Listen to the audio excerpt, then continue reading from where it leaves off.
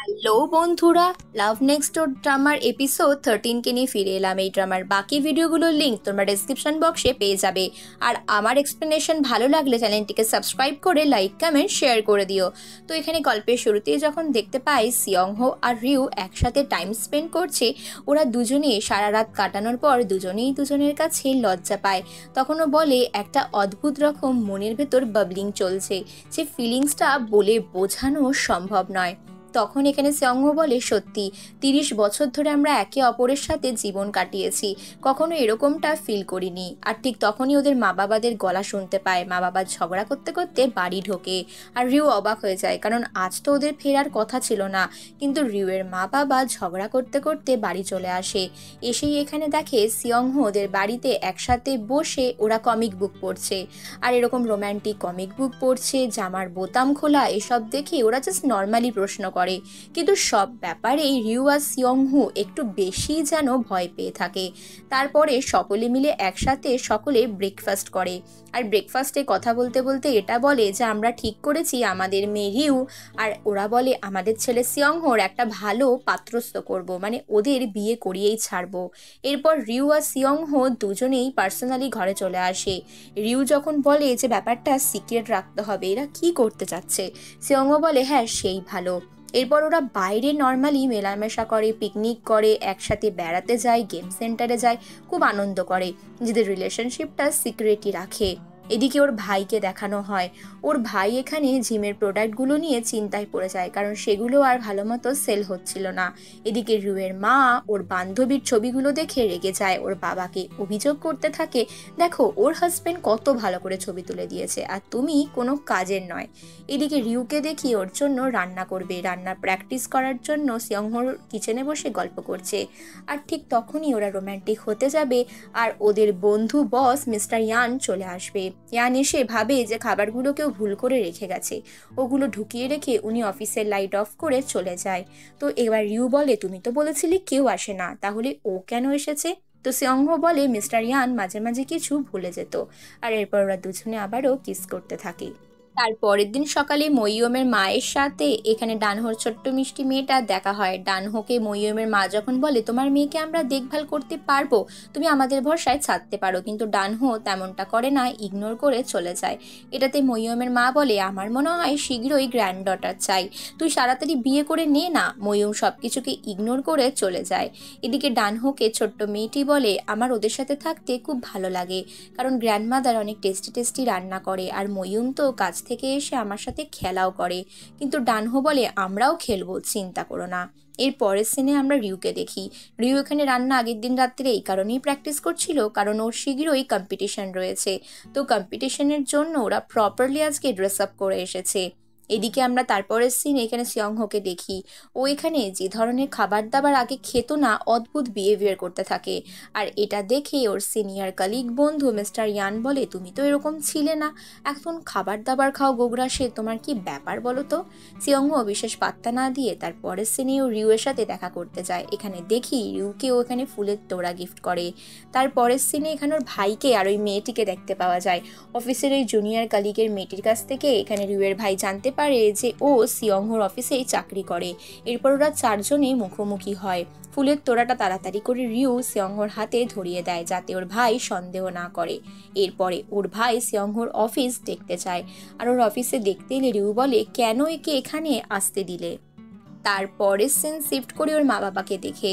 ওর মা বাবা এখানে এর ছেলের সাথে কথা বলে, বলে তুই এখানে কি করতে চাইছিস, কারণ এই ব্যাপারটা নিয়ে রিউ জেনে গেছে যে ওর ভাই বাজে একটা স্ক্যামের বিজনেস করছে, যে জিমের প্রোডাক্টগুলো বিক্রি করছে সেগুলো আদেও স্বাস্থ্যের জন্য ভালো নয়।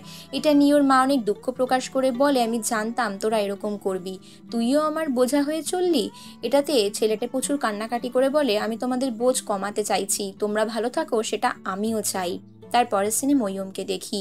ও ডানহোর সাথে কথা বলতে চলে যায়। ডানহোকে বলে অ্যাটলিস্ট এই ললিপপটা তো নিতে পারবে, কিন্তু ডানহো সেটাও নেয় না। তারপর ওকে বলে তুমি সবসময় ওই ঘটনাটার জন্য আমাকে অকওয়ার্ড ফিল করাচ্ছ কেন, নর্মালি আমার সাথে কথা তো বলতে পারো। আচ্ছা তুমি কি আমাকে সত্যিই পছন্দ করো না? এই প্রশ্নের উত্তরে ডানহো শুধু একটা কথাই বলে যেটা সম্ভব নয় সেটা নিয়ে কথা না বলাই ভালো। তো মইয়মও এখানের কথা না বাড়িয়ে ওখান থেকে চলে যায়। আর ডানহো পিছন ফিরে বারবার করে ওকে দেখতে থাকে। তার পরের সিনে এখানে সিয়ংহোর মা বাবাকে দেখতে পাই। ওরা দুজনেই এত বছর আলাদা বেডে শুতো, কিন্তু সিয়ংহোর মা বাবার রিলেশনটা এখন অন্যরকম হয়ে গেছে। ওরা দুজনেই একসাথে আবারও বেড শেয়ার করে আর সবকিছু নর্মাল হয়ে যায়। এদিকে রিউ ওর ভাইয়ের সাথে গল্প করতে আসে, যাতে ওর ভাইয়ের মন থেকে সব দুঃখ কষ্ট দূর হয়ে যায়। তাই ও বলে যে আমার জীবনের এই ঘটনাটা সেম একই রকমভাবে হয়েছিল। নিজের জীবনের মূল্য দিতে শেখো, কোনটা ভালো কোনটা খারাপ আগে সেটা বেছে নিতে হবে। তুমি চিকেন ব্রেস্ট খাও, তুমি নিজে জিম করো, সব ঠিক আছে, কিন্তু এমন কিছু শর্টকাট পদ্ধতি অবলম্বন করো না যেটা তোমার জন্য ক্ষতিকারক হয়। এই কথাগুলো শুনে ওর মা বাবাও অনেক আশ্বস্ত হয়। পরের দিন সকালে ঘুম থেকে উঠে এখানে সিয়ংহোকে জিজ্ঞেস করে যে তোমার পরীক্ষার রেজাল্ট কি হলো, আর রিউ আনন্দে উচ্ছ্বসিত হয়ে বলে আমি পাশ করে গেছি। তো সিয়ংহো এটাতে প্রচুর এক্সাইটেড হয়ে যায়। এরপর ওরা দুজনে দেখা করতে আসে, কিন্তু রিউ টুপি পরে চশমা পরে অদ্ভুতভাবে সেজেগুজে আসে যাতে ওদের কেউ চিনতে না পারে। সিয়ংহো বলে এত করার কোনো দরকার নেই, কারণ প্রতিবেশীরা তো জানে আমরা শুধুমাত্র বন্ধু, তাই এত বাড়াবাড়ি করলেই বরং বেশি সন্দেহ করতে পারে। এরপর ওরা দুজনেই গল্প করতে থাকে আর ওকে বলতে থাকে যে আমি সত্যি আজ ভীষণ খুশি। তারপরের সিনে ময়ূমকে দেখি। ময়ূম এখানে ওর একজন সিনিয়র কলিগ বন্ধু, যে ওর মেন্টর ছিল, তার মৃত্যুবার্ষিকীর জন্য মেমোরিয়াল হলে চলে যায়। সেখানে গিয়ে তাকে শ্রদ্ধা জ্ঞাপন করে আর তার সাথে অনেক কথা বলতে থাকে যে কিছুদিন পর আমিও তোমার সমবয়সী হয়ে যাব, সেদিনের ওই ঘটনাটায় তোমায় আমি হারিয়েছি। আর ময়ূম ওই স্থান ত্যাগ করবে। ঠিক এমন সময় ওখানে ডানহো চলে আসে নিজের ফ্যামিলিকে শ্রদ্ধা জ্ঞাপন করতে। এখানে একটা বড় রহস্যের উদ্ঘাটন হয়, সেটা হচ্ছে এই ছোট্ট মেয়েটি ওর দাদা বৌদির সন্তান, ওর নয়। যখন একটা গাড়ি অ্যাক্সিডেন্টে ওর দাদা বৌদি মা বাবা সকলে মারা যায়, সৌভাগ্যবশত এই বাচ্চা মেয়েটি বেঁচে যায়।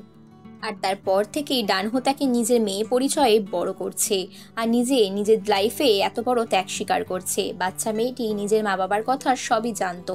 এতক্ষণ বাইরে থেকে ওদের কথোপকথন সবকিছুই ময়ূম শুনে নেয়, কারণ বাচ্চা মেয়েটি বলছিল ওর মা বাবাকে যে আমি অনেক ভালো আছি, বড় হয়ে সব একাই করতে পারি। ডানহোকে এরপর ময়ূম সবটাই জিজ্ঞেস করে, কারণ বলে আমি চাইনি, কিন্তু না চাইতেই সবটা শুনে ফেলেছি। ডানহোয়ের পর সেদিনের ঘটনার কথা বলে যে একটা পিকনিক ছিল, আমারও যাওয়ার কথা ছিল, কিন্তু আমি যেতে পারিনি, কিন্তু তার ফলস্বরূপ মর্গে 4 জনের মৃতদেহ আমাকে দেখতে হয়েছিল। সৌভাগ্যবশত মেয়েটি যখন বেঁচে যায়, ওকে আমি নিজের সন্তান রূপে ভালোবাসার চেষ্টা করি আর নিজের কাছে টেনে নিই। ময়ূম বলে শুধুমাত্র তার জন্য? তুমি তাকে কেন মা দিতে পারছো না? তুমি তো বাবার ভূমিকা পালন করছো, আমি কেন তোমাদের জীবনে আসতে পারি না? ডানহো বলে এটা কখনোই সম্ভব নয়। তার পরের সিনে আমরা রিউকে দেখি। ও এখানে কুকিং নিয়ে বিদেশের একটা ইউনিভার্সিটিতে নিজের রিজিউম জমা দেয়। তারপরের সিনে মিস্টার ইয়ানকে দেখি।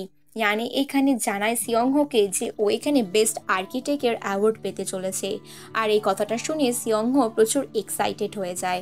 তারপরের সিনেই এখানে দেখি ওদের মারা নিজেরা সব ফ্রেঞ্চ ক্লাসে গেছে আর নিজেদের মধ্যে কথা বলতে বলতে বলে তোমরা কি করতে চাও, আরও নতুন কি কি শিখতে চাও। এরপর ওদের মধ্যে প্ল্যান হয় যে চলো আমরা দূরে কোনো ভিলাতে বা কোথাও বেড়াতে যাই, কিন্তু এই ব্যাপারটা বিদেশে বেড়াতে যাওয়ার ব্যাপারটা একটুখানি খরচবহুল ছিল, যে ব্যাপারটাকে এই মুহূর্তে রুয়ের মা অ্যাভয়েড করতে চায়। তো এর জন্য ওর হাজব্যান্ডের দোকানে চলে আসে, সেখানে হাজব্যান্ডকে বলতেই যাবে, এমন সময় সবজিওয়ালা চলে আসে সবজি ডেলিভারি করতে। আর এখানে রুয়ের বাবাকে বলে আগে তো অনেক সবজি কিনতেন, এখন এত কম কম কেন কেনেন? তো এটা থেকে ওর মা বুঝতে পারে যে ওদের ফিনান্সিয়াল দিক খুব একটা ভালো নেই। তারপরের সিনে রিউকে দেখি, ও এখানে কুকিং প্র্যাকটিস করতে থাকে আর ওর সমস্ত কিছুর ছবি সিয়ংহো দেখতে থাকে। সিয়ংহো বলে রান্নাটা তো ভালোই হয়েছে, তবুও রিউ একটু খুঁতখুত করতে থাকে, বলে কিছু একটা যেন কম আছে। আর ঠিক সেই মুহূর্তে সিয়ংহো জানায় যে আমি বেস্ট আর্কিটেক্টের অ্যাওয়ার্ড পাবো, আমি চাই সেখানে তুমি চলো, ওখানে অনেক আমার বন্ধু বান্ধব কলিগরা আসবে, তাদের সাথে তোমায় পরিচয় করিয়ে দেবো। কিন্তু রিউ সেখানে যেতে মানা করে দেয়, বলে আমি ওখানকার যোগ্য নই, আমি সত্যিই মানিয়ে নিতে পারবো না। এটা বলে সিয়ংহোকে সরি বলে। এদিকে ওর ভাইকে দেখি ও আবারও জিমে জয়েন করে, সমস্ত রকম শর্টকাট পদ্ধতি ছেড়ে এবারও কষ্ট করবে নিজে প্রুফ করে দেয় আর নিজের সিনিয়র ট্রেনারের কাছ থেকে সরি বলে সবকিছু মিটিয়ে নেয়। তারপরের সিনে রিউ বান্ধবীদের সাথে গল্প করতে থাকে। গল্প করতে করতে দেখে বান্ধবীরা সকলেই জীবনে নানানভাবে এস্টাবলিশড, শুধুমাত্র ও ছাড়া, কারণ ও এমনই একটা হঠকারিতার ডিসিশন নিয়েছে যে কারণে মাঝপথে ও আজ বেকার হয়ে গেছে। তারপরের সিনে সিয়ং হো এখানে রিউয়ের সাথে দেখা করতে আসে। ওর ঘরে এসে দেখে সবকিছু অগোছালো হয়ে পড়ে রয়েছে, তাই ও রিউয়ের ঘরটাকে সুন্দর করে গুছিয়ে দেয়। আর এখানে রান্নার কুকিং ক্লাসের এই খাতা বইগুলো ঘাঁটতে ঘাঁটতে হঠাৎই ও কিছু কাগজপত্র হাতে পেয়ে যায়। এটা দেখে সিয়ংহুর মুখটা একদম শুকিয়ে যায়। রিউকে বলে, এটা কি? তুমি বিদেশের জন্য আবারও চলে যাবে? আমাকে ছেড়ে একবারও ভাববে না এতগুলো বছর আমি কিভাবে তোমাকে ছাড়া কাটিয়েছি? তুমি এতটা স্বার্থপর কি করে হতে পারো? রিউ তখন বলে, স্বার্থপরের কি আছে? একবার ভাবো তো, আমাকে এই বয়সে এসে আবার নতুন করে সবকিছু শুরু করতে হচ্ছে। আমার জন্য সেটা কতটা টাফের ব্যাপার তুমি বুঝবে না। আচ্ছা একটা কথা বলো তো, আমার একটু স্পেস চাই, সেটাকে আমি পেতে পারি? অন্তত 1 সপ্তাহ আমরা কোনো দেখা বা কথা বলবো না। এইটুকু স্পেস আমার এই মুহূর্তে দরকার। আমার খুবই দম বন্ধ লাগছে। আমি জানি না আমি জীবনে কি করতে চলেছি। হ্যাঁ, তোমার জন্য কি করতে চলেছি আমি জানি না, তবে আমাকে এইটুকু বোঝার জন্য থ্যাঙ্কস। এই 1 সপ্তাহ আমি নিজের জন্য চাইছি। আমাকে কিছু তো একটা করতেই হবে। এরপর মন খারাপ করে রিউ চলে যায়, আর সিয়ং হোর দিকে ফ্যালফ্যাল করে চেয়ে থাকে। এরপরের সিনে মইয়ুমকে দেখি। মইয়ুম এখানে প্রচুর ড্রিঙ্ক করতে থাকে, আর ওকে ডানহো ওখান থেকে পিক আপ করতে আসে। ডানহোকে দেখে বলে, তোমাকে চশমা পরেও একই রকম লাগছে। ভুলভাল বকতে থাকে। ডানহো বুঝতে পারে মইয়ুমের অনেক নেশা হয়ে গেছে, এদিকে ওর বাড়ি যাওয়ার মতন সিচুয়েশন থাকে না। ডানহো বলে, আমি তাহলে তোমার জীবনের কি ভিলেন? মইয়ুম এই কথাটা শুনে হাসতে থাকে আর শুধু বলে, তুমি একজন মার্টফেল ম্যান। আমি তোমাকে স্বপ্নে এটাই দেখেছি, তুমি কাদা থেকে আমাকে উদ্ধার করবে সব সময়। এরপর মইয়ুমকে পিঠের মধ্যে তুলে ডানহো ওর বাড়ি অবধি পৌঁছে দেয়। আর মইয়ুমের মা দেখে যে মেয়ে মদ্যপ অবস্থায় বাড়ি ফিরেছে, যেজন্য মেয়েকে অনেক বকাবকি করতে থাকে। কিন্তু ডানহো এত কথার মাঝে ওর মায়ের দিকে তাকিয়ে বলে, আমি একটা জিনিস চাই, আমি মইয়ুমের সাথে নতুন জীবন শুরু করতে চাই। মইয়ুম নেশাগ্রস্ত থাকলেও এই কথাটাও ঠিকই শুনতে পায় আর ডানহোর দিকে হাঁ করে চেয়ে থাকে। এদিকে সিয়ংহো রিউকে মিস করলেও ওকে ফোন করে আর ডিস্টার্ব করে না, শুধু পুরনো নিজেদের কাটানো সময়ের ছবিগুলো দেখে ওকে মিস করছি মনে মনে ভাবতে থাকে। এরপর ওর বলা কথাগুলো ভাবতে থাকে। এদিকে রিউ যাই রান্না করে সবকিছু অখাদ্য খেতে হয়। ওর মন আরো খারাপ হয়ে যায়। ও ভাবে যে আমি কি সিয়ংহোর সাথে একবার কথা বলবো। সিয়ংহো নিজের কাজে নিজের মতন ব্যস্ত থাকলেও সর্বক্ষণ একটা খালি ভাব থেকেই যাচ্ছিল। জানলার সামনে এসে দুজন দুজনের জন্য ওয়েট করতো, কিন্তু কেউ কারোর সাথে কথা বলতো না। এরপর ওর ভাইকে দেখি ওই বাজে প্রোডাক্টগুলো সব ফেলে দেয়, আর মায়ের কাছ থেকে যে টাকাগুলো ধার নিয়েছিল সেগুলো মিটিয়ে দেওয়ার কথা বলে। যে বিষয়টা দেখে রিউয়ের ভীষণ ভালো লাগে। এদিকে সিয়ংহো খানিকটা অন্যমনস্ক হয়ে থাকে, যেটা ওর সিনিয়র কালিগ মিস্টার ইয়ান খেয়াল করে। বলে, তুমি এতটা অন্যমনস্ক কেন করে রয়েছো? পরের বাড়ি মিটিং রয়েছে, নিজের খেয়াল রেখো।